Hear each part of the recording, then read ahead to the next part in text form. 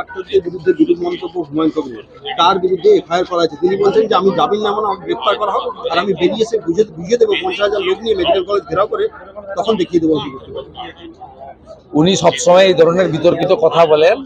ইউসুফ পাঠানকে যখন মমতা ব্যানার্জি প্রার্থী করেছিল তখনও বলেছিলেন বাজার মাত করার জন্য প্রচারের আলোতা থাকা। এসব লোক সম্পর্কে কথা বলা উচিত নয়। এইসব লোককে কি করে উল্টো দিকে ঝুলিয়ে সোজা করতে হয় সেটা বিজেপি সরকার এলে করে দেখাবো। অন্যদিকে সব জায়গায় হবে। মমতা ব্যানার্জি হচ্ছে সমস্যার মূল কারণ। মমতা ব্যানার্জি যতক্ষণ মুখ্যমন্ত্রী থাকবে ততক্ষণ এটা হবে। আপনার মহারাষ্ট্রের বদলাপুরে একেবারে রাম নাম সত্যায় করে দিয়েছে ধর্ষককে। আপনার আসামে জল খেতে খেতে রাম নাম, আর এখানে ধর্ষকদের প্রোটেকশন দেয় মমতা ব্যানার্জি। এবং লজ্জার পুলিশ, ডাক্তার, ধর্ষক তিনজন একসঙ্গে জেলে আছে।